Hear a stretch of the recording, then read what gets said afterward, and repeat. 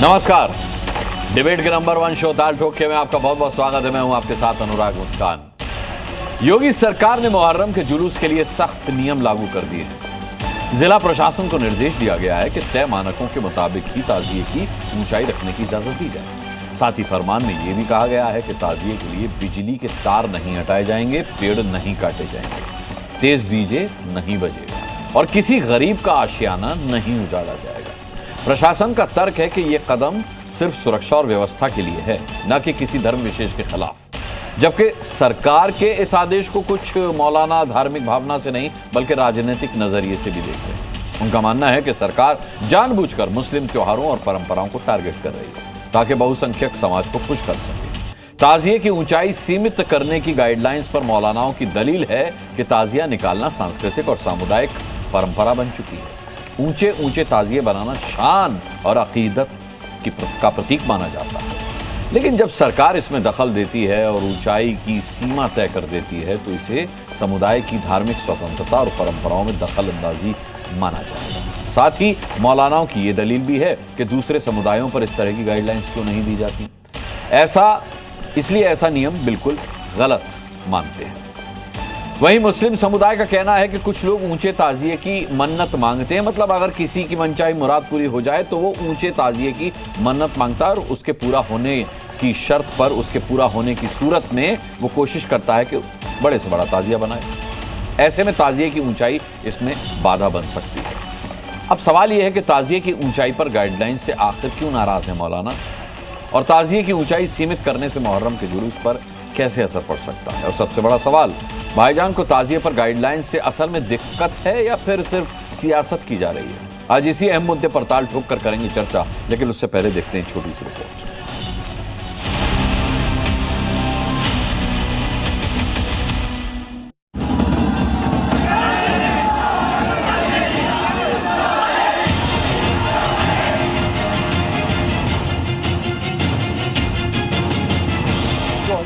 से नरेंद्र मोदी ने नया हिंदुत्व शुरू किया है। हिंदू और मुसलमान के नाम पर अगर अन्याय किया जाएगा तो इसके पर परिणाम अच्छे नहीं होंगे।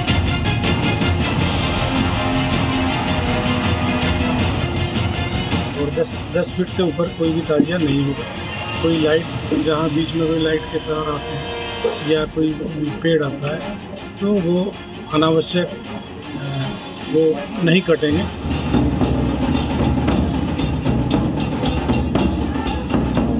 छोटी कैसे हो जाएगी, मन्नत है हमारी लोगों के, जो अगर होगा फिर देखा जाएगा, फिर वो हमारा बचाने वाला ऊपर वाला है। पहले 55-54 फीट था ताजिए का साइज, मगर जो सरकार ने हमें गाइडलाइन दी है अब उसके नियम द्वारा फॉलो करते हुए हमने 12 फीट ताजिया रखा।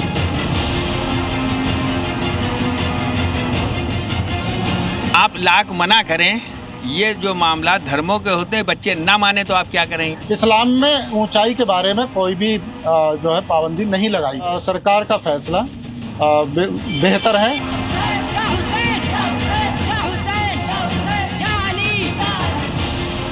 मुसलमानों के लिए तो ये है कि नई परंपरा नहीं डालेंगे, दूसरे समुदाय के लिए जो है वो नई परंपरा अगर डालते हैं तो उनको इजाजत दी जाती है, उनको कोई रोक टोक नहीं किया जाता। तो ये पक्षपात नहीं तो और क्या है। नई चीज परंपरा उन्होंने लागू करना चाह रहे हैं, बड़े निंदनीय। घर तोड़े जाते थे, पीपल के पेड़ काटे जाते थे, सड़कों के तार हटाए जाते थे। आज कहा जाता है कि सरकार नियम बनाएगी, पर्व और त्योहार मनाना है तो इन नियमों के अंतर्गत मनाओ और नहीं तो अपने घर में बैठ जाओ।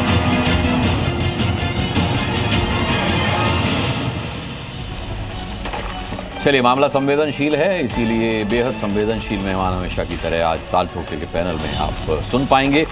कौन कौन आज पैनलिस्ट हैं, मैं एक इंट्रोडक्शन कराकर डिबेट शुरू करता हूं। भारतीय जनता पार्टी से प्रवक्ता मनीष शुक्ला हमारे साथ हैं। यहाँ senior journalist Ramkripal Singh ji studio में मेरे साथ मौजूद हैं। आचार्य विक्रमादित्य धर्मगुरु यहाँ स्टूडियो में मेरे साथ मौजूद हैं। विजय शंकर तिवारी विश्व हिंदू परिषद के प्रवक्ता हमारे साथ आज डिबेट में होंगे। आम आदमी पार्टी के प्रवक्ता आदिल खान आज हमारे साथ इस डिबेट में होंगे। समाजवादी पार्टी के प्रवक्ता भुवन जोशी यहाँ स्टूडियो में मेरे साथ मौजूद हैं। MIM के नेता हाजी रंगरेज यहाँ स्टूडियो में मौजूद हैं। इस्लामिक स्कॉलर नाजिम खान साहब यहाँ स्टूडियो में मौजूद हैं और धर्माचार्य अरुण कृष्ण हमारे साथ आज यहाँ मौजूद रहेंगे। भुवन जोशी जी, भाई जब अखिलेश यादव जी की सरकार थी तब आरोप उस पर यह लगता था कि मुहर्रम तो अच्छे से बीतता था लेकिन कांवड़ियों को बड़ी दिक्कत होती थी। अब यहां पर एक गाइडलाइन जारी कर दी गई है डीजे के लिए भी तय मानक कि भाई चाहे कांवड़िए हों उनके डीजे की भी आवाज इतने डेसिमल से ऊपर नहीं जानी चाहिए, और ये मुहर्रम के लिए भी हो गया है कि डीजे तेज आवाज में नहीं बजेगा। एक और जो मैंने जैसा कि इंट्रोडक्शन में पढ़ा था गाइडलाइन आई है कि पेड़ नहीं कटेंगे, किसी गरीब का घर नहीं उजाड़ा जाएगा, तारों को ऊपर नहीं किया जाएगा, हथियारों का प्रदर्शन नहीं किया जाएगा। इसमें दिक्कत क्या है? अगर ताजिए की हाइट को लेकर के एक मानक तय कर दिया गया है तो उसमें आपको कोई दिक्कत नजर आती है? उसमें आपको कोई राजनीति नजर आती है? देखिए, प्रदेश ये देख पा रहा है कि 2017 से इस प्रदेश में किस प्रकार सरकार के हस्तक्षेप के बाद एक धर्म विशेष पर टारगेट किया जाता है। अच्छा। एक धर्म को मनाने के लिए सरकार का सहयोग और एक पर अंकुश लगाने का काम करता है। मुझे लगता है बीच में आना पड़ेगा, मजबूरी है, ये ऐसा बात कर रहे हैं। अभी आपने शुरू में बोला कि दोनों के लिए, आपने शायद उनके कान बंद रहते हैं और इनको शायद सुनाई नहीं देता। कांवड़ियों के लिए भी गाइडलाइंस है, भुवन जोशी जी पुनः सुने, कांवड़ियों के लिए भी ये गाइडलाइन है। धर्म विशेष किसी को नहीं कहा गया, सब विशेष है हमारे यहाँ। ठीक है, भारतीय संस्कृति सब विशेष है। ठीक है, क्यों आप अभी सुन लेते, गंदी राजनीति कर रहे हैं? भुवन जोशी कांवड़ियों के लिए भी मान रहे हैं। प्रोफेसर भुवन जोशी को सुन लेते हैं, सुनिए, बोलिए। चूंकि मेरे को लगता है पीड़ा वहां तक गई है जहां तक जानी चाहिए थी। अच्छा। और पीड़ा जानी भी चाहिए, क्योंकि जब देश के संविधान के तहत सरकारें चुनी जाती है, मुख्यमंत्री जी संविधान की शपथ लेते हैं और प्रदेश में राजनीति आपको नजर आ रही है तो इसका मतलब पीड़ा आप तक पहुंचे। आचार्य जी मिला रहा हूं आपको, प्रदेश पीड़ा इसका पीड़ित इसका मतलब आप है, पीड़ा आपको ही है क्योंकि राजनीति आपको नजर आ रही है। नहीं, प्रदेश में इस प्रकार का जो माहौल तैयार किया जा रहा है, और ये पहले से ही दोनों त्योहार मनते थे और सबका सम्मान होता था। हमारी सरकार में माननीय अखिलेश यादव जी यदुवंशी हैं, कृष्ण के वंशज हैं और बहुत बड़ा शिव का मंदिर वो बना रहे हैं, एक धर्म को मानने वाले व्यक्ति हैं। तो किस प्रकार उनको उनके चले उन विषय पे तो इसीलिए फिर आपकी पार्टी के लोग कहते हैं कि कांवड़िए नशा करते हैं, कांवड़िए मांसाहार लेते हैं और कांवड़िए जो हैं मुसलमानों से ज्यादा नॉनवेज खाते हैं। ये सम्मान है कांवड़ियों का? देखिए, मैं माननीय अखिलेश यादव जी ने कभी इस तरह का बयान नहीं दिया है और हम लोग सभी धर्म, सभी जाति, सभी वर्ग के लोगों का सम्मान करते हैं। पर जिसने दिया उसके बयान का खंडन भी नहीं किया उन्होंने। मैं उसी विषय पे कह रहा हूँ, सभी धर्म, सभी जाति, सभी वर्ग के लोग, समाजवादी लोग सम्मान करते हैं और हम ये कहते हैं कि सरकार को अपना नजरिया ठीक करना चाहिए। सरकार को इस दिशा में काम करना चाहिए कि महंगाई, बेरोजगारी और जो परीक्षा लीक है उस पर क्या स्थिति है। 109 की डाइवर्ट मत कीजिए, देखिए उस मुद्दे पर भी आ जाएंगे, आपको भी बुलाएंगे, लेकिन अभी बात ताजिया की चल रही है कि इस पर किस तरीके की राजनीति आपको दिखती है।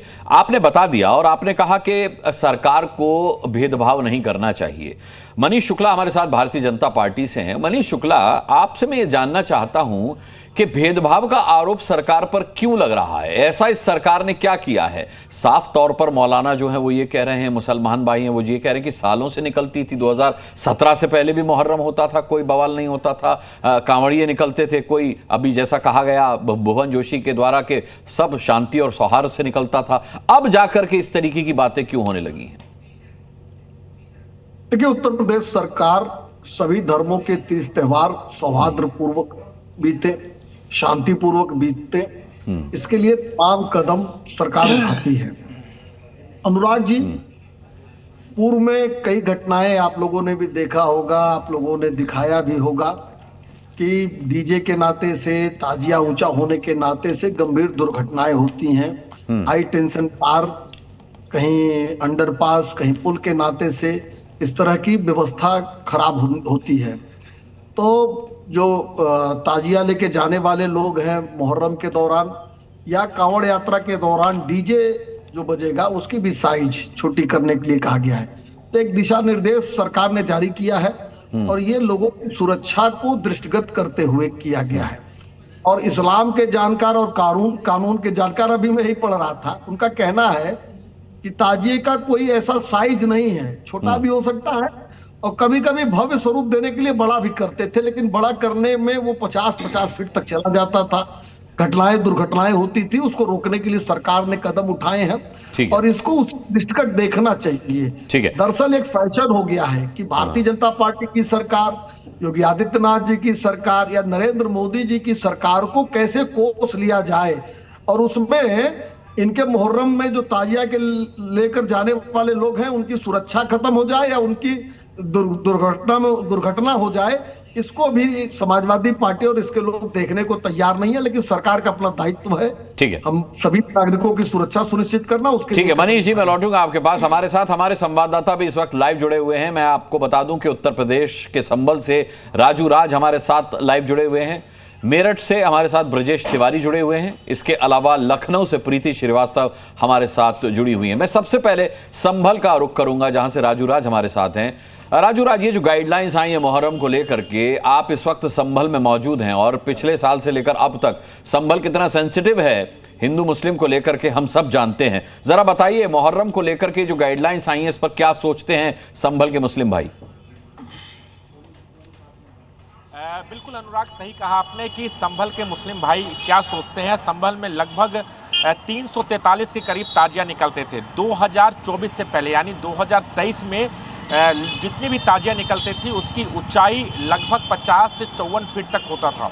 और यही वजह है कि जब सरकार ने गाइडलाइन तय किया और हमने कई ऐसे ताजिया कमेटी के पास गए जो ताजिया निकालते हैं, जो बाकायदा सरकार से परमिशन ले चुके हैं, उनसे हमारी बात है। उनका कहना है कि जो सरकार का गाइडलाइन है बिल्कुल सही है, हम उसे ही फॉलो करें, क्योंकि जब 54 फीट का ताजिया निकलता था तो शहर में 3 से 4 दिन तक बिजली काट दी जाती थी।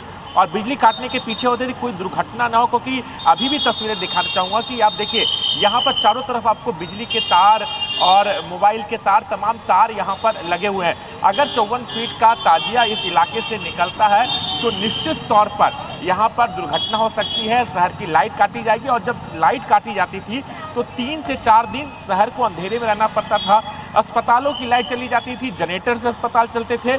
इसलिए सरकार ने ये मानक तय किया है जो ताजिए की ऊंचाई होनी चाहिए। और संभल में जो परमिशन दिया गया है वो ज़मीन से 12 फीट तक दिया गया है, यानी 12 फीट तक ताजिया आप शहर के अंदर लेकर जुलूस निकाल सकते हो। और ये वजह है कि प्रशासन लगातार इसे लेकर अलर्ट है।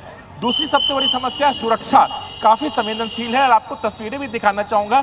संभल की ये तस्वीर है, आपको ये शंकर चौराहा है, ये रास्ता सीधे शाही जामा मस्जिद की ओर जाता है। और यहाँ पर संभल पुलिस के अलावा RRF के जवान को आप यहाँ पर देख सकते हैं। पूरे संभल को छावनी में तब्दील कर दिया कि ताकि अमन और शांति से ये त्यौहार मना जाए। दूसरी तरफ दिखाना चाहूँगा एक चौराहे पे कितने सारे CCTV कैमरे लगे हैं। ये देखिए यहाँ पर 6 से ज़्यादा CCTV कैमरे इस चौराहे पर हैं। उसके अलावा कैमरामैन को कहूँगा कि वो दूसरा चौराहा भी दिखाए। ये देखिए दूसरा चौराहा, यहाँ भी CCTV कैमरे लगा है। मतलब एक क्वालिटी कैमरा लगाया गया ताकि कोई भी संदिग्ध यहाँ पर किसी भी तरह की गड़बड़ी न फैलाए। ANPR कैमरे लगाए गए, तो अलग अलग टेक्निक का यूज़ किया जा रहा है ताकि संभल में शांति व्यवस्था बनाए रखे। और इसे जो ताजिए की बात है, तमाम जो मुस्लिम भाई हैं वो चाहते हैं कि शांतिपूर्ण तरीके से त्यौहार मना जाए, इसलिए उन्होंने ताजिए का साइज छोटा भी किया है और सरकार के गाइडलाइन मानने को भी राजी है।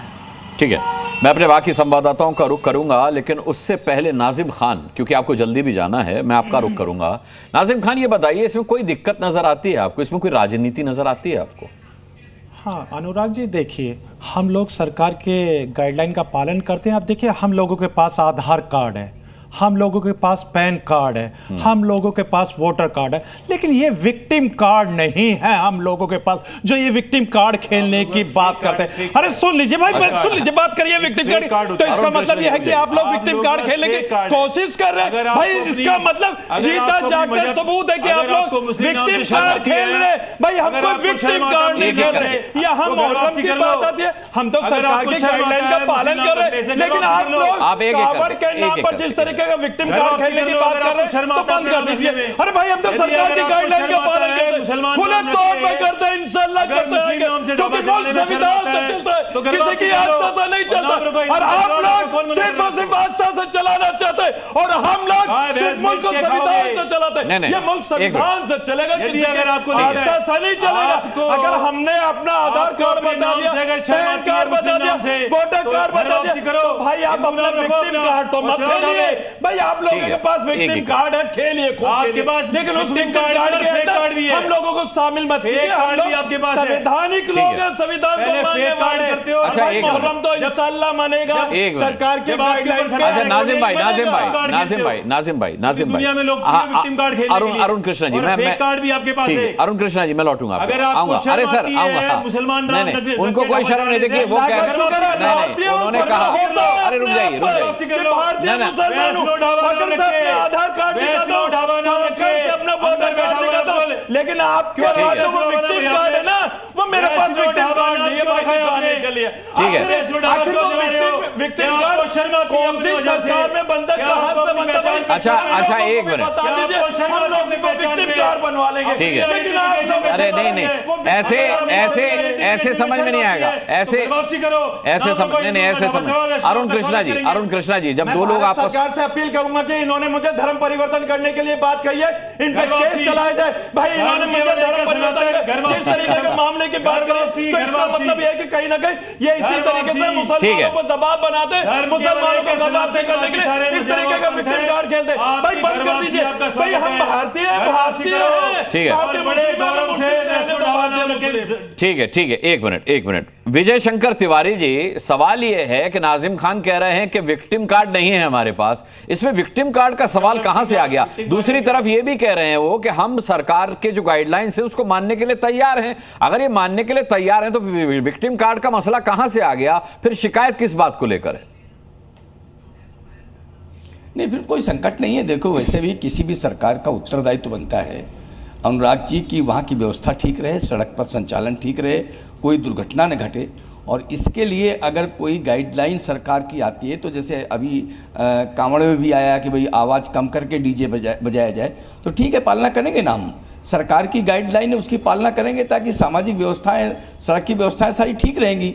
लेकिन दुर्भाग्य इस बात का है कि एक विवेचन कल तक हो रहा था। आपने देखा ना कि वो मुजफ्फरनगर का जो बाघोरी गांव का जो ढाबा है, पंडित जी 50 साल से वहाँ पर कहते हैं कि ढाबा चला रहे थे और निकले तसव्वुर जी और एक गुप्ता जी। लेकिन विजय शंकर जी, तो सरकार और कानून व्यवस्था की भी तो नाकामी है ना कि अगर कोई तजम्मुल, अगर कोई मुसलमान वहाँ वैष्णो ढाबा चला रहा है और पहचान बदल कर चला रहा है तो उसको पहले पकड़ा जाता। उसे हिंदुवादी संगठन क्यों पकड़ रहे हैं? वो कानून व्यवस्था के शिकंजे में क्यों नहीं आया? इतना नहीं है, सरकार के रडार पे क्यों नहीं है? अनुराग जी केवल इतना नहीं है, अनुराग जी केवल इतना नहीं है। अब सरकार के डर पर आ गए ना, जब उन्होंने कहा कि अपना नाम लिखिए, आप जब यूपीआई से पेमेंट लेंगे तो पता चल जाएगा कि ये तसव्वुर है या गुलफाम है। कुल मिला करके उस पर इनको कल झूठ बोल रहे थे, बोले उसका तो मालिक ही हिंदू है, जबकि ये आज मैंने सारा पता किया, पूरा का पूरा कंप्लीट पता किया, बोले झूठ बोल, मैंने यहाँ बैठकर झूठ बोल रहे हैं। अगर गाइडलाइन कोई सरकार की है अनुराग जी, तो उसको पूर्णतः मानना चाहिए। ये समाज के हित के लिए है और हिंदू समाज पूरी तरीके से हमेशा किसी भी सरकार की कोई गाइडलाइन आती है समाज हित में, देश हित में, सड़क के हित में, प्रशासन के हित में, हम उसको हमेशा मानते हैं। लेकिन इनके ये चलन में नहीं है, इनके स्वभाव में नहीं है। हर विषय नहीं, मैं अनुराग जी एक सवाल इनसे करना चाहता हूँ। हाँ, ये जिस तरीके से कह रहे थे कि वहां पर गोपाल का नाम तजम्मुल बता रहे थे, भाई अब आप ये भी बता देंगे भारत को जो बूचड़ खाने चलाने वाले लोग हैं। नहीं, अरे नाजिम भाई गोपाल का नाम तजम्मुल नहीं बता रहे थे, तजम्मुल नाम अपना गोपाल बता रहा था। अरे नहीं, गोपाल का नाम तजम्मुल नहीं बता रहे थे, तजम्मुल अपना नाम गोपाल बता रहा था। पहले तो करेक्शन कीजिए। अनुराग भाई देखिए, पहले गोपाल था फिर बाद में तजम्मुल। मैं तो ये पहले तजम्मुल था फिर गोपाल हुआ। अरे नहीं, पहले तजम्मुल था फिर गोपाल हुआ। क्या वो अपना नाम नहीं बताएंगे? क्या उनको परमिशन नहीं है? क्या भाई उसका भारत का संविधान उनको परमिशन नहीं देता अपना नाम बताने के? नाम बताना चाहिए भाई। जिस तरीके से आप हमारी आइडेंटिटी पूछे, भाई हम तो अपनी आइडेंटिटी बताते हैं कि हम क्या बताते हैं कि हमारा नाम गोपाल है, भारतीय मुस्लिम है, हाजी नाजिम खान हूँ। भाई अपनी आइडेंटिटी बता दो। तो अल कबीर का मालिक अपनी आइडेंटिटी क्यों नहीं बताता? नहीं बताता, आपको कैसे पता? आपको कैसे पता? फिर आपको कैसे पता? अच्छा नहीं बताता तो आपको कैसे पता? आपको कैसे पता अगर वो नहीं बताता अपनी आइडेंटिटी? तो अच्छा ठीक है, झूठ में नहीं बदल जाएगा। अरे तो आप कितना सच बोल रहे हैं सर, बता तो दीजिए। अरे यहाँ चलती बंदूक के दहाने पे हमको मालूम है हम निशाने पे। कौन चला रहा बंदूक? चलिए मैं मेरठ का रुख कर लेता हूँ। नाजिम भाई देखिए मेरठ में, अच्छा मेरठ से ब्रजेश तिवारी हमारे साथ हैं इस वक्त लाइव। ब्रजेश, इस वक्त ताजिए को लेकर के, मुहर्रम को लेकर के मेरठ में किस तरीके का माहौल है? सरकार की जो नई गाइडलाइंस आई उसके मद्देनजर देखिए, यहाँ पे सीधा प्रैक्टिकल करके हम यहाँ पे आपको दिखाने की कोशिश करेंगे। ये ताजिया है, ताजिया अभी ताजिया का एक हिस्सा है, यहाँ से लेकर यहाँ तक आप आगे बढ़ेंगे तो ये पूरा का पूरा एक हिस्सा है, जो बाकी हिस्सा है वो अंदर है। लेकिन जिस बिजली के तारों को लेके बात कही जा रही है, मेरे ऊपर बिजली का तार भी है, ये देखिए और समझिए। एक बार आपसे समझने की कोशिश करेंगे कि जब ऐसा बिजली का तार आ जाएगा तो कैसे इसको फोल्ड करेंगे, क्या कुछ? इसके ऊपर सर ऐसा होता है कि 3 फुट का हिस्सा जो है हम फोल्ड कर देते हैं, 2 लड़के बैठते हैं उसे गिरा देते हैं और उसके बाद में वापस इसे खड़ा कर देते हैं हम। वापस जैसे कि स्टैंड होता है कि बिजली तार आई या पेड़ आया तो उसे हमने। कितनी हाइट कितनी है इसकी? इसकी हमारी 12 फीट हाइट हो रही है। 12 फीट, 3 फीट ऊपर नीचे से उठाने के बाद 12 फीट? जी सर, ये हमारा फुल पूरा होता है। ये हिस्सा है जो आप बता रहे हैं? जी सर, ये फोल्ड हिस्सा हो जाता है हमारा, 3 फीट का हिस्सा डाउन हो जाता है। ये नई तकनीक है कोई जो डेवलप? पुरानी चली आ रही है 100 सालों से, कम से कम 100, 150, 200 साल से हमारे बड़े इस काम को करे चले आ रहे हैं। ये जो हिस्सा है ये फोल्ड हो जाता है और देखिए अभी ताजिया का निर्माण यहाँ पे किया जा रहा है। कुछ नए निर्देश जो इस बार आए हैं, कितना पालन हो रहा है, क्या उससे कोई आपत्ति? नहीं, ऐसी कोई आपत्ति नहीं है, बहुत बढ़िया काम हो रहा है, किसी बात की कोई दिक्कत वाली बात। सरकार जो कह रही है कि इतने 12 फीट, 10 फीट, 14 फीट, इस चीज को लेकर, इस चीज को तो हम लेकर खुद ही कर लेते हैं, क्योंकि ऐसा है ना, क्योंकि लड़के खड़े होते हैं कि किसी करंट ना लगे, कोई हादसा ना हो जाए, इसलिए हम इस चीज को सेफ्टी पहले ही करते हैं कि किसी में कोई दुर्घटना ना हो जाए। इस वजह से खुद ही अवेयर है, यानी जो गाइडलाइन को लेके कोई पुलिस प्रशासन आया था बताने आपको हमसे जानकारी? ये तो वो बताते हैं तो वो हमें बताना पड़ता है कि भी ऐसे करना है, ऐसे करना है। अब ये फुल टाइम जो ये 3 पीस बने हुए हैं, ये एक फोल्ड जो रखा है सबसे ऊपर का, ये सामने वाला जिसकी हम बात कर रहे हैं, ये हिस्सा है, ये ऊपर का हिस्सा है जिसके बारे में आप बता रहे हैं कि ये फोल्ड हो जाता है। ये फोल्ड हो जाता है सर, बिल्कुल। फोल्ड होने के बाद कितनी हाइट होती है फिर इसकी? सर ये 8 फुट हाइट हो जाती है बस। 8 फुट, यानी ऊपर जो बिजली का तार अभी मैं आपको दिखा रहा था उससे नीचे? उससे बहुत नीचे हो जाती है सर, कम से कम ये 8 फुट हाइट हो जाती है। उसके बाद हमारा 2 फुट का ठेला होता है और 8 फुट ही है, 10 फीट की हाइट है, 13 फुट की हाइट है, 3 फीट की मिलाकर 3 फीट की हाइट हो रही है। इसको मिला के जो नीचे से कम किया जाता है, जो बाकी और ये क्या कुछ हिस्से हैं जरा समझाइए। ये इसके अंदर फिट होते हैं। ये पुर्जे जो है यहाँ क्या क्या कहते हैं इन पुर्जों को? इन्हें पुर्जा कहते हैं। एक 12 दरी होती है, कोई 3 दर का है, ये 12 दरी। ठीक है, ठीक है ब्रजेश मैं लौटूंगा, समय रहा तो आपके पास लौटूंगा। जी ब्रजेश, अब हाजिर अंग्रेज, सवाल ये है कि राजनीति क्यों की जा रही है? जब ताजिया निकालने वालों को कोई दिक्कत नहीं है गाइडलाइंस मानने में, वो साफ तौर पर कह रहे हैं कि जो नई गाइडलाइंस हैं उसके तहत हम चलेंगे, फिर इस पर राजनीति क्यों खेली जा रही है? विक्टिम कार्ड क्यों खेला जा रहा है कि मुस्लिमों को टारगेट किया जा रहा है? शांति सौहार्द बिगाड़ने की जो है पूरी षड्यंत्र रच रही है उत्तर प्रदेश की सरकार, इस तरीके की बयानबाजी क्यों की जा रही है? देखिए अनुराग जी, 2014 से पहले भी सारे त्यौहार मनाए जाते थे, ताजिया भी होता था और हनुमान जयंती भी मनाई जाती थी। जितने भी त्यौहार हिंदू मुसलमान सिख ईसाइयों के होते थे, कभी कोई तरीके की कोई गाइडलाइन नहीं, कोई तरीके का कोई माहौल ऐसा नहीं बनाया गया। ना ऐसा माहौल था कि बहुत गर्म माहौल है, जैसे आज की परिस्थितियां 2014 के बाद से जो परिस्थितियां बदली हैं, कोई भी त्यौहार ऐसा नहीं होता जिसमें किसी तरीके से तुष्टीकरण के तहत मुसलमानों के त्योहारों को टारगेट ना किया जाए। देश जानना चाहता है गुरुजी, मैं आपसे, जब आपका समय आएगा आप बिल्कुल बोलिएगा गुरुजी। नहीं, जब आपका समय आएगा बिल्कुल बोलिए, कोई बीच में नहीं बोलेगा आपके, मगर ये जो आपकी आदत है वो आदत को सुधार लीजिए। नहीं है भाई, हम जानना चाहते हैं कि मुहर्रम क्यों मनाया जाता है। देखिए मैं मुहर्रम क्यों मनाया जाता है ये बताए ना। रुकिए, मैं आपको बताइए, बात चीज पे चर्चा हो रही है, उस पर हम चर्चा बताइए ना भाई साहब, क्यों रुकिए, मैं कह रहा हूँ अनुराग भाई। अच्छा ठीक है, आपने सवाल अगर वो ठीक समझेंगे जवाब जहाँ भाजपा की सरकार है अनुराग जी, वहां पर ही इसी तरीके से मुसलमानों को दबाया जा रहा है, कुचला जा रहा है, मुसलमानों के त्योहारों पर पाबंदियां लगाई जा रही है। ईद की कोई नमाज हो तो उस पर जो है टाइमिंग का, उस पर पाबंदी, कोई त्योहार की कोई यात्रा निकल रही है उस पर पाबंदी। जब आप 1 महीने के लिए कावड़ यात्रा निकालते हैं, पूरा रोड जाम कर देते हैं, तब तो कोई दिक्कत नहीं होती, कई महीने पहले से तैयारी होती है, उस पर कोई चर्चा नहीं होती। मगर ये चर्चा इस तरीके से अनुराग भाई होती है, किसी तरीके से हिंदू मुसलमान कैसे हो, कैसे समाज का बंटवारा हो, और भाजपा की जो नीति है, उनकी 80-20 की जो नीति है, उस पर उनका काम हो रहा है। वो चाहते हैं किसी तरीके से मुसलमानों को हम दिखाएं कि चूड़ी टाइट कर रहे हैं। कुछ हिंदू हमारे ऐसे भाई हैं, मैं कहता हूं उनकी तादाद बहुत कम है जो इन सब चीजों से खुश होते हैं, मगर जो और भाई जो हमारे सेकुलर लोग हैं वो इन बात का इनका खंडन भी करते हैं और कहते हैं कि गलत हो रहा है। मगर ये सरकार लगातार मुसलमानों को निशाना बनाने का काम कर रही है और इसी वजह से इनका 240 पे ये लोकसभा में पूरे में रह गए, ना इनकी 300 पार हो पाई। इसी तरीके से इस सरकार ने यही सरकार यही योगी जी का आप 2017 से पहले के बयान देख लीजिए कैसे मुसलमानों के खिलाफ बोलते थे। आज भी वो बोलते हैं, आज भी वो पाबंदी मुसलमानों को लगाते हैं बिना मुसलमान के उनकी कोई राजनीतिक एजेंडा सेट नहीं होता। अच्छा अरुण कृष्णा जी एक सवाल पूछ रहे हैं कि आपकी 2 से 1 क्यों रह गई? दिल्ली में भी आपके दोनों जो थे उनकी जमानत जब्त हो गई, तो अगर मुसलमानों को टारगेट किया जा रहा है और मुसलमानों के हित की बात करके MIM अगर कोई प्रत्याशी उतारती है मैदान में तो फिर आपके मुसलमान उनका भी साथ नहीं देते, मतलब राजनीति आपकी भी नहीं चल रही। लेकिन मैं इस विषय पर नहीं आऊंगा, मैंने तो रेफरेंस के तौर पर इसे इस्तेमाल किया। भाई हम कह रहे हैं एक पॉलिटिकल पार्टी है, हम अपनी लड़ाई लड़ते हैं।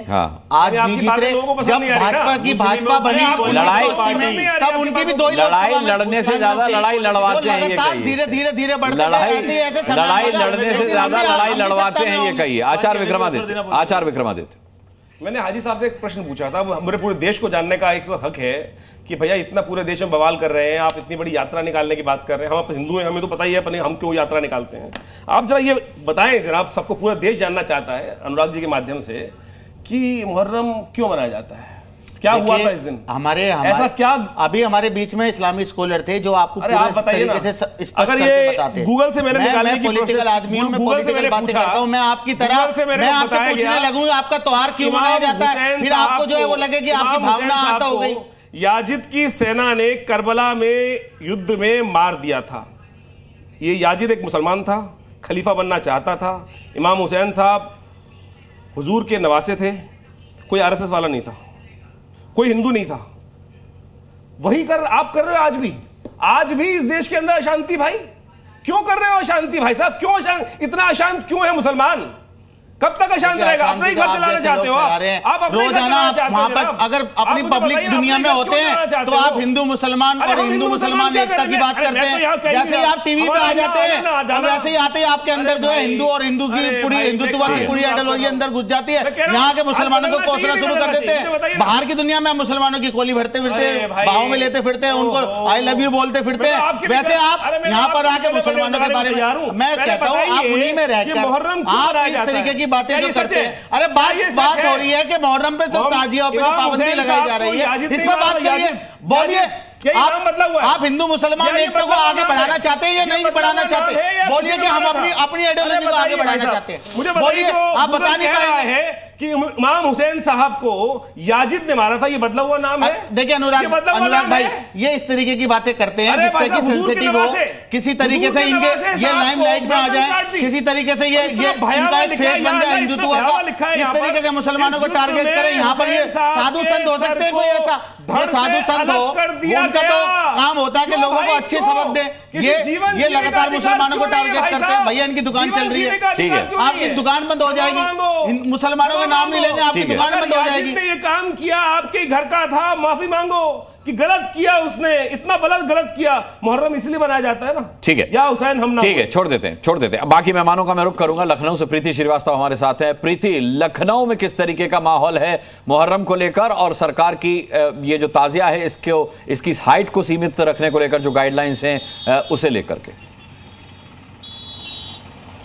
देखिए पूरे उत्तर प्रदेश में चाहे ताजिया हो और चाहे कांवड़ यात्रा हो, उसको लेकर गाइडलाइन तैयार कर दी गई है। उत्तर प्रदेश की अगर मैं लखनऊ की बात करूं तो लखनऊ में भी ताजिया की हाइट को लेकर गाइडलाइन है, 10 फीट यहाँ पर रखी गई है। और उसका एक कारण है, कारण यह है कि मेरे पीछे आप ये देख रहे होंगे कि बिजली के खंभे, देखिए ये बिजली के खंभे के साथ साथ जो तार लगे हुए हैं। जब ताजिया की हाइट जब ज़रूरत से ज़्यादा होती है, 10 फीट या 12 फीट या 25 फीट की हाइट होती है, क्योंकि अक्सर इसी फीट की जो ताजिया है वो यहाँ पर रखी जाती है और उससे ये जो ताजिया, ये जो बिजली के तार है उनसे लड़ते हैं, जिसके कारण कई बार करंट आता है और कई बार कई हादसे भी हुए हैं। इस वजह से ये किया गया है कि ताजिया की जो हाइट है उस हाइट को कम किया गया है और इसको लेकर ये लखनऊ में भी ये नियम है और ये ताजिया की जो हाइट है उसको कम कर दिया गया है। हालांकि इस चीज़ को लेकर जो यहाँ के जो भाईजान हैं वो ये कह रहे हैं कि उनको इससे कोई आपत्ति नहीं है। लेकिन बहुत सारे भाईजान ये भी हैं, वो कह रहे हैं कि हम क्यों हाइट कम करेंगे, क्योंकि ये हमारी इबादत का सवाल है।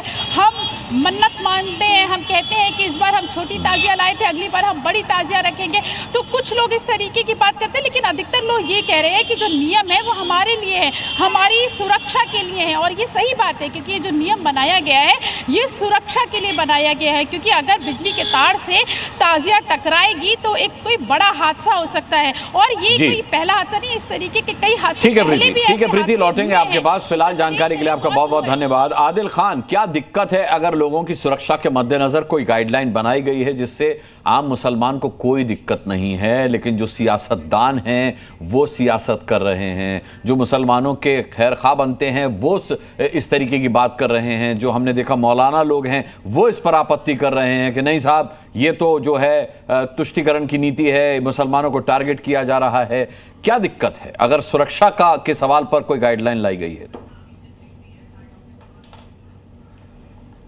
देखिए अनुराग भाई, अभी मैं आपके एक जर्नलिस्ट हैं जो राजू राज जी संभल से रिपोर्टिंग कर रहे थे, उनको मैं बड़े ध्यान से सुन रहा था जी। हमारे रिपोर्टर, हमारे संवाददाता हैं संभल के अंदर उनके तमाम आपके संवाददाता हैं, उन्होंने कहा कि संभल के अंदर तमाम ताजिया वालों से जो ताजिया कमेटीज हैं उनसे बात किया और उनमें किसी को कोई आपत्ति नहीं है। सब ये कह रहे हैं कि हम जो सरकार ने एक गाइडलाइन जारी किया उसका पालन करेंगे। सवाल ये है कि 2017 से पहले भी उत्तर प्रदेश था, 2017 से पहले भी उत्तर प्रदेश में तमाम त्यौहार मनाए जाते थे। भारतीय जनता पार्टी की सरकार आने के बाद समय समय पर इस तरीके से विवाद क्यों उत्पन्न किया जाता है, उसके पीछे बहुत बड़ा कारण है। बेसिक सुविधाओं से, अभी आज एक खबर छपी उत्तर प्रदेश के कादराबाद में आजादी के 78 साल बाद भी टेंट में स्कूल चल रहे हैं, उस पर कोई डिबेट ना हो, इस वजह से इस तरीके के विवाद लाए जाते हैं। कोई भारतीय जनता पार्टी की सरकार से सवाल ना पूछे कि आपने स्कूल क्यों बंद किए उत्तर प्रदेश के अंदर, कोई इनसे रोजगार पर सवाल ना पूछे, कोई शिक्षा पर ना पूछे, कोई बढ़ती हुई महंगाई पर सवाल ना पूछे। इस तरीके के सवालों से बचने के लिए इस तरीके से विवाद पैदा किए जाते हैं। मैं आपके चैनल पर बड़े जिम्मेदारी के साथ एक बात पूछना चाहता हूं कि आज एक बड़ी प्रमुखता से तमाम अखबारों में खबर छपी थी, मैंने देखा कादराबाद के अंदर एक स्कूल है, 78 साल बाद 100 बच्चों को बोला गया कि आप टेंट के अंदर जाके पढ़ोगे, आप टीन शेड में जाकर पढ़ाई करोगे, उस पर कोई डिबेट क्यों नहीं हुई? तो एक एजेंडा दे दिया जाता है और उस एजेंडे पर तमाम चैनल पर तमाम पार्टी के लोग बैठकर डिबेट करने लगते हैं और आपसी भाईचारे को खराब। आदिल खान साहब, जब आपको एजेंडे की बात होती है तब आप एजेंडा नहीं कहते उसको। सरकार ने बहुत सारे मुद्दे होते हैं, बहुत सारी समस्याएं, बहुत सारी अव्यवस्थाएं होती है समाज में, जिस पर हम बारी बारी से और हर रोज डिबेट करते हैं। आज का मुद्दा ताजिया है। आपने आपकी बात नहीं कह रहा हूं। हाँ। सरकार इस तरीके से माहौल बनाती है कि आपको उस पर डिबेट करना पड़ता है और आपसी भाईचारा खराब किया जाता है। जो काम पहलगाम के अंदर आतंकवादियों ने किया था वही काम तो ये भी हो रहा है ना। जो वहां पर आपसी भाईचारे को खत्म करने की कोशिश हुई थी, जो वहां पर हिंदू और मुस्लिम को लड़ाने की कोशिश हुई थी, जो वहां पर सौहार्द खराब करने की बात की गई थी, वही बात कोशिश किसने की थी? नहीं, पहलगाम में हिंदू मुसलमान के बीच भाईचारे को खराब करने की कोशिश किसने की थी? आदिल खान साहब ये भी बता दीजिए। पाकिस्तान ने किया था। पाकिस्तान ने किया था, जो चाहता है कि हमारे देश के अंदर हमेशा लड़ाई झगड़े आपस में चलते रहे। हाँ। और फिर हमने पाकिस्तान का क्या किया? और फिर हमने पाकिस्तान का क्या किया? हमने किया वो तो हमने किया, हमारे देश के सैनिकों को 100 बार सैल्यूट है, उन्होंने मिट्टी में मिलाने का काम किया। लेकिन हम कह रहे हैं कि इस तरीके से के एजेंडों से बचना चाहिए। हम लोगों को बेसिकली आज, जैसे मैंने पहले कहा कि 78 साल के बाद उत्तर प्रदेश के अंदर टेंट में स्कूल चल रहा है, टीन शेड के नीचे 100 बच्चे पढ़ रहे हैं, उस पर कोई बात नहीं होती है। बात यह है कि जो भी कानून गाइडलाइन दी जाती है, मैं उत्तर प्रदेश के अंदर लखनऊ से भी आपके रिपोर्टर को सुन रहा था, आपको उन 100 बच्चों की चिंता है, मुझे भी उन 100 बच्चों की चिंता है आदिल खान साहब, लेकिन ये जो मुहर्रम का जुलूस है या जो कांवड़िए हैं, इनको लेकर जो गाइडलाइंस बनाई गई है ये हजारों लोगों की सुरक्षा को ध्यान में रख के बनाई गई, ताकि हमें 100 बच्चों की चिंता है, 1000 लोगों की चिंता को हमने दरकिनार कर दिया। हम 100 बच्चों की चिंता की बात नहीं है, 100 बच्चों की चिंता आपको करनी चाहिए। आज देश के अंदर या प्रदेश के अंदर जो बेरोजगारी है उसकी भी चिंता करनी चाहिए, जो लोग भूखे मर रहे हैं उनकी भी चिंता करनी चाहिए, बच्चों के हाथ से जो शिक्षा छीनी जा रही है, स्कूल बंद किए जा रहे हैं उसकी भी चिंता करनी चाहिए। कहां स्कूल बंद किए जा रहे हैं? बेरोजगारी बढ़ रही है उस पर भी चिंता करनी चाहिए। अरे आपको पता ही नहीं इसका मतलब? नहीं मुझे पता है, लेकिन आपके कहने से ऐसा लग रहा है स्कूल संस्कृति को ही खत्म किया जा रहा है, बंद हो रहा है।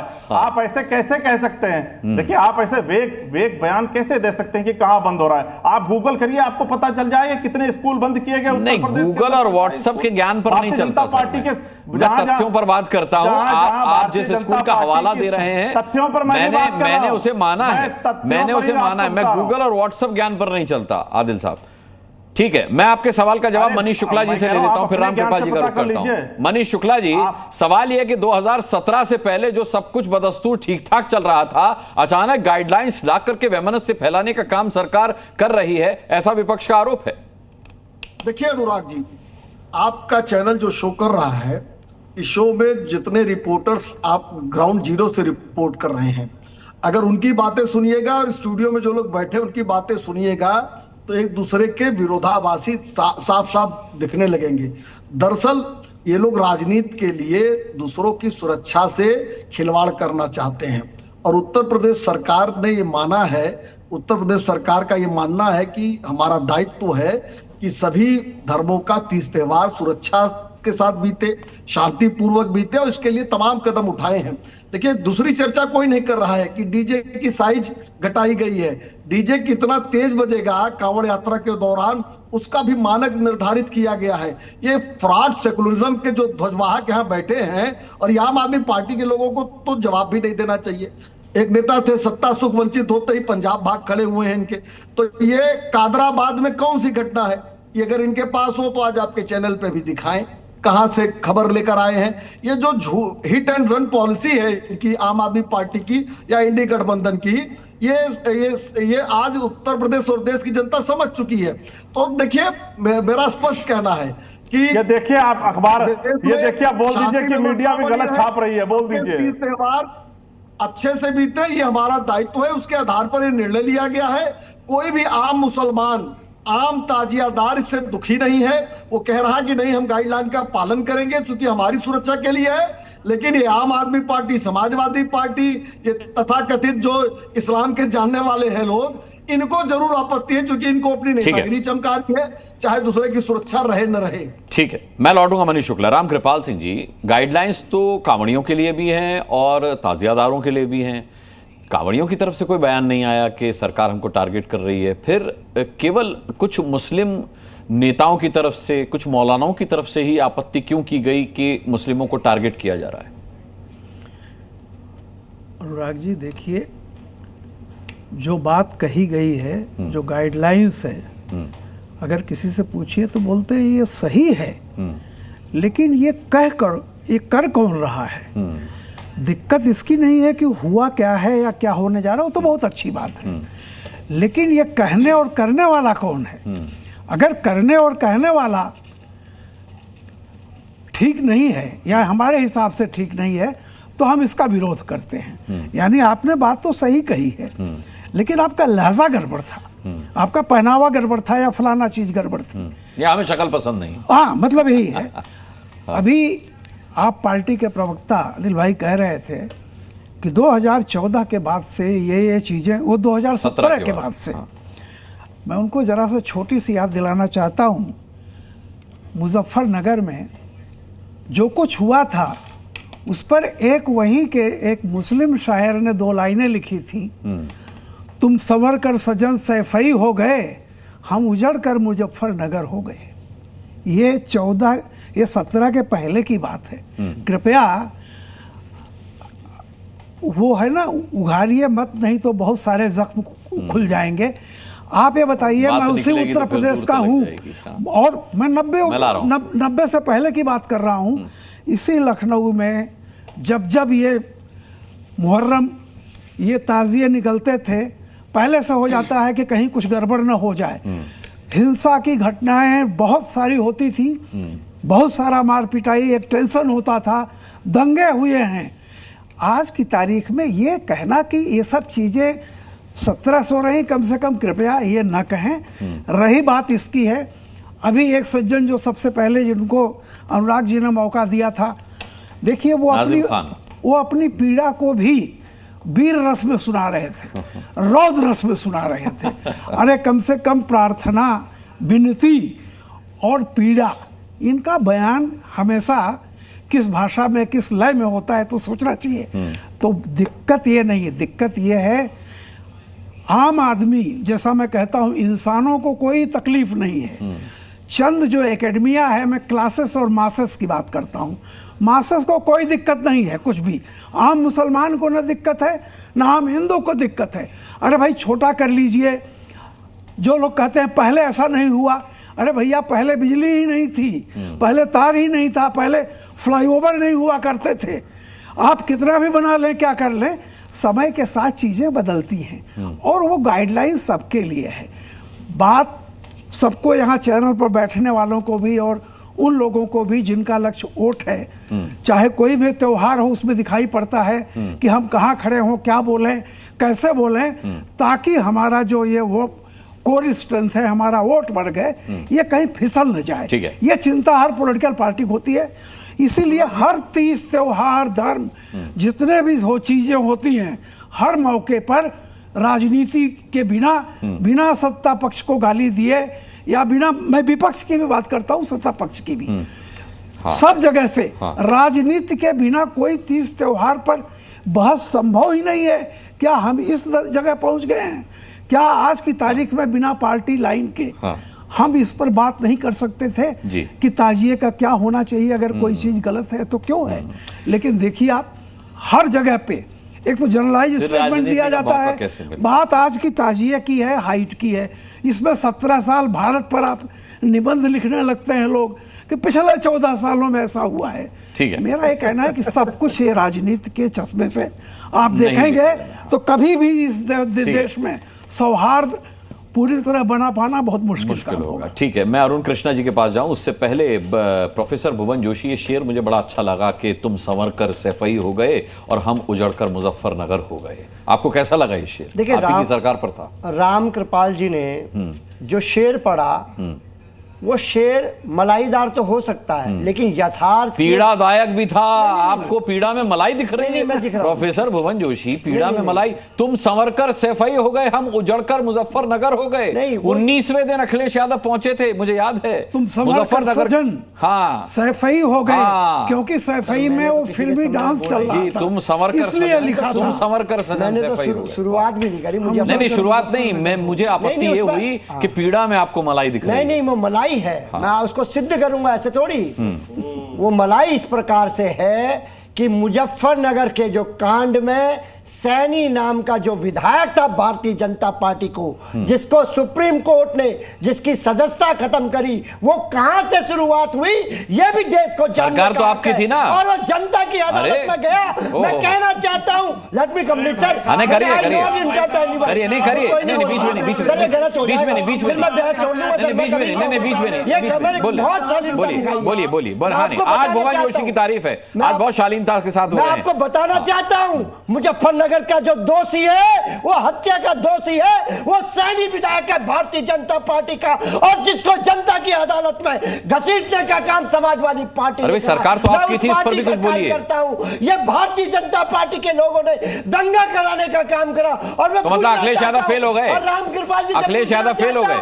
अभी ये कह रहे थे, अभी इन्होंने कहने का काम करा कि पुल पहले नहीं थे, बिजली नहीं थे। मैं कहना चाहता हूं, इस देश के प्रधानमंत्री ने हरकुलस उतारने का काम करा कहीं पर, तो मेरे नेता माननीय अखिलेश यादव जी ने जो आगरा लखनऊ एक्सप्रेस बनाया, उसमें उतारने का काम करा। ये आप कह रहे थे, ये आप अभी आए मेरे साथ गाजियाबाद से, मैं आपको बताना चाहता हूं, ये एलिवेटेड रोड बनाने का काम माननीय अखिलेश यादव जी ने करा। यह विकास पुरुष माननीय अखिलेश यादव जी का काम है। और आप कह रहे हैं कि पहले पुल नहीं था, बिजली नहीं था, हमारी सरकार को बदनाम करते हैं। हम समाजवादी पार्टी के कार्यकर्ता ऐसी बदनामी नहीं होने देंगे। अगर हम लोग आज कान्हा स्टेडियम में मैच हो रहे तो माननीय अखिलेश यादव जी ने बनाया, और ये सरकार, ये भारतीय जनता पार्टी तो केवल उनके फीते काटने में 10 साल लगा दिए। ठीक है, अब प्रोफेसर भुवन जोशी थोड़ा आराम से बोला करिए, मुझे आपकी चिंता होने लगती है, मुझे आपकी। पानी पी लीजिए। विजय शंकर तिवारी जी कुछ कह रहे हैं, फिर मैं आपके पास आता हूं अरुण कृष्णा जी। अनुराग जी, एक मिनट समय दीजिए। अनुराग जी, मैं केवल इतना कह रहा हूं बोलिए। जी केवल मैं इतना कह रहा हूँ कि बार बार एक बात आती कि हिंदू मुस्लिम नफरत। हम ये कहते हैं कि बहुत सारी बातें देश में हुई, जब सूर्य नमस्कार और योग की बात की गई तब भी एक नफरत फैलाने की बात की गई। भाई इसमें कहाँ नफरत थी, कहाँ हिंदू मुस्लिम था, लेकिन हिंदू मुस्लिम लाया गया। आप बताइए, अभी बहुत सारे देशों ने बुर्का हटा दिया और भारत में जब इस प्रकार के हिजाब हटाने की बात की गई तो बड़े बड़े सम्मेलन हो गए देश में, हिंदू मुस्लिम हो गया उसमें। तो नफरत फैलाने की आखिर बात करता कौन है, कोशिश करता कौन है? नफरत फैलाने की बात माननीय प्रधानमंत्री जी कहते हैं। ठीक है अरुण कृष्णा जी, ठीक है। अभी देखिए बड़े धैर्य से सबको सुन रहे हैं। नफरत फैलाते हैं पूरे देश में, मुस्लिम करना पूरे देश में जेल बनाने अरुण अरे अच्छा ठीक है अरुण कृष्णा जी की बारी है। तुम्हारा भाषण सुनने के लिए नहीं आया। ठीक है अरुण कृष्णा जी, समाजवादी पार्टी खाना बंद करिए जी। अभी सुन लीजिए अरुण कृष्णा जी बोले। अनुराग जी, आपके राष्ट्रीय चैनल के माध्यम से मैं भारत सरकार से अनुरोध करना चाहता हूं कि अल्पसंख्यक शब्द का एक आकलन करें। 3% से नीचे के लोगों को अल्पसंख्यक कहा जाता है। उसमें जैन सिख लोग आते हैं। मुसलमान इस देश में 18% पार कर चुके हैं। सबसे पहले इनसे अल्पसंख्यक का दर्जा छीना जाना चाहिए। ये अल्पसंख्यक किसी भी आकलन से अल्पसंख्यक नहीं है। दूसरी बात, ये जिनकी पार्टी में ही मुसलमान शब्द है, चुनाव आयोग से मैं ये आग्रह करूंगा कि किस तरह से मुसलमान शब्द पार्टी के टाइटल में होकर भी उसको कैसे रजिस्टर्ड किया गया, ये भी एक संदेह का विषय है। तीसरा, बड़ा दयनीय स्थिति है सफाई नेताओं की। जो सफाई प्रवक्ता हैं बेचारे टीका लगा के आए हैं, बड़े ही अपने आप को देशभक्त, नहीं शिव भक्त है भाई, शिव भक्त हैं, लेकिन इनकी दयनीय स्थिति देखिए। बॉस ने कहा है कि जाके हिंदुओं को गाली दो, हिंदू धर्म को गाली दो। हिंदू धर्म पे आपके समय बोला नहीं था मैं, आपके टाइम पे बोला नहीं था मैं, आपके टाइम पे नहीं बोला था, आपके समय पे बोला नहीं मैं, आपके समय पे बोलने नहीं दूंगा आपको, मैं आपको बोलने नहीं दूंगा। आपके टाइम पे मैं बोला नहीं, आपके समय बोला नहीं, आपके समय बोला नहीं, आपके समय पे बोला नहीं। जितने भी सफाई प्रवक्ता है, इनका काम है हिंदुओं को गाली देना, हिंदू को गाली दो। मेरा समय खत्म हुआ। मुझे लगता है कि सरकार की गाइडलाइंस किसी भी धर्म के त्योहार को लेकर हो वो मानी जानी चाहिए, उसमें कोई हानि नहीं है। राजनीतिक बयानबाजी से बचिए। ठीक है, खत्म हो गया सर, खत्म हो गया। ठीक है, खत्म करते हैं। बहुत बहुत धन्यवाद सभी पैनलिस्ट का डिबेट में आने के लिए। आप दर्शकों का भी बहुत बहुत धन्यवाद ताल ठोक के देखने का। अगली मुलाकात तक अपना बहुत बहुत ख्याल रखिएगा। मुझे भी इजाजत दीजिए। नमस्कार।